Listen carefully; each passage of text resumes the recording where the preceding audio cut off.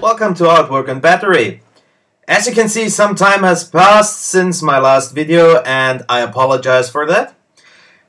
Most likely because I had a lot of work to do at my job and, well, around here as well. So enough of the apologies, and today I bring you the promised painting update for my latest work from the late 2011 up to now. Well, much more like April, because up to now that will be another issue following this one. And, well, I'll do it in the same kind of manner I did my first paint time travel, and enjoy what you're going to see.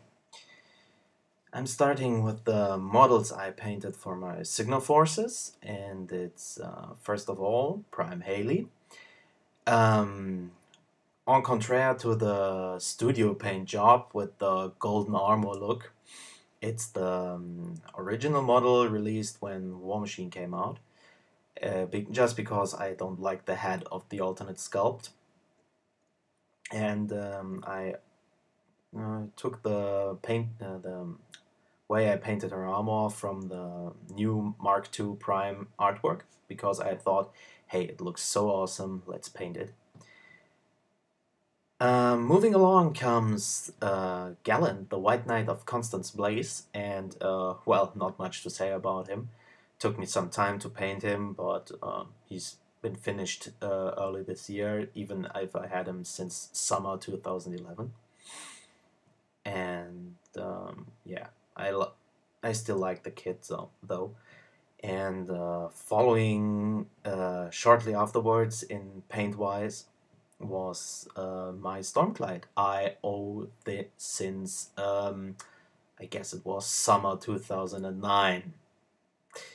Yeah, that's a long way to go if you get finished early 2011, early 2012. So he's been painted in a similar way to my Stormblades. If you remember my paint time travel, you could have seen the captain of the Stormblades and the Storm Guard I painted there. So he's similar, and he's been painted in a similar way. So coming up next is the one Gobber that almost all War Machine players have.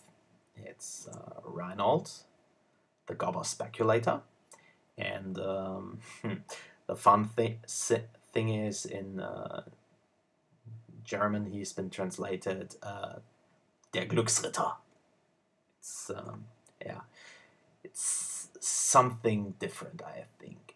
So he's been painted in a very studio way, and I was kind of surprised how fast I could have painted him. I painted him in under 10 hours and he still looks awesome to me. And well, most will be because he don't have any thin armor lines that have to be highlighted. He has just his big old coat, his big old boots, and the clock that's rather simple to paint. So he was fun.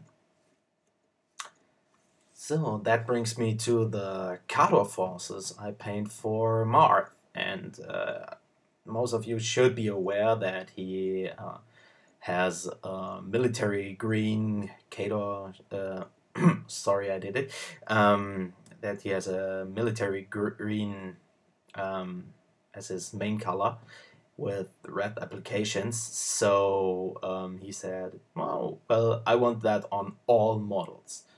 So that's the way I painted the Butcher, the 2010 resculpt, and which I think is an awesome model.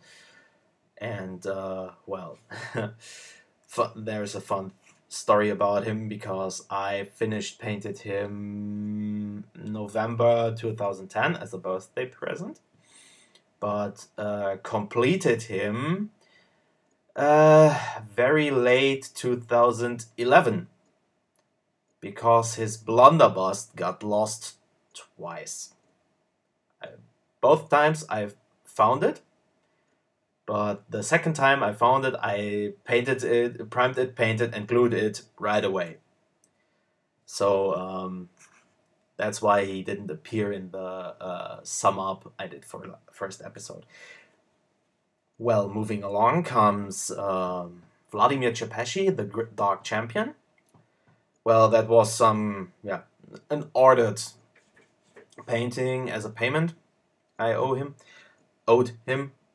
And there I thought, well, I can't do the red shoulder thing because the shoulders are so dominant on this model that they would just be like giant flashlights, and that would totally it wouldn't have fit. So I said, okay, I'm for him I say less red is more red. So on the pictures it's not so seen so well, so I show you in the camera. The underside of his cloak is completely red, and the icicles on his shoulder pads.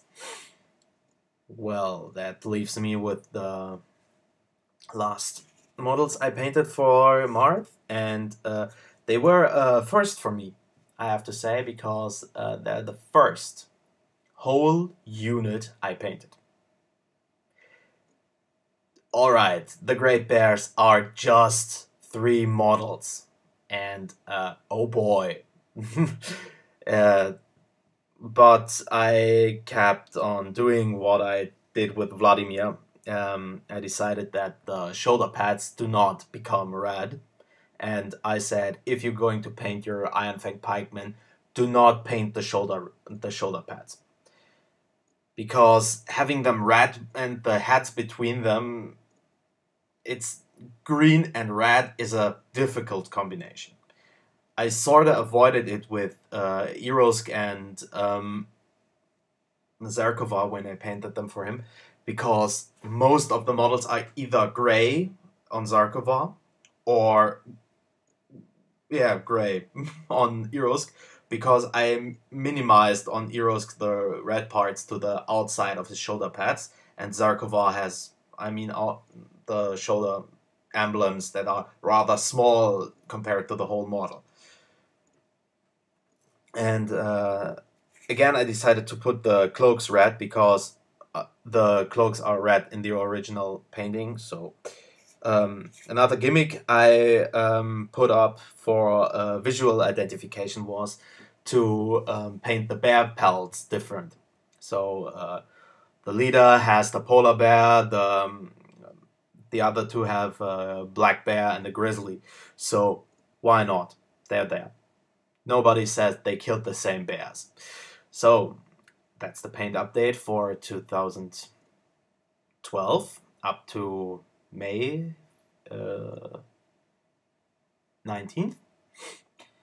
Coming up next will be a Firestorm Armada special featuring the completion of my long forecast Banshee class Dreadnought, the RSN Amaterasu, presenting all the models I painted since that Rothosa frigate back from 2011.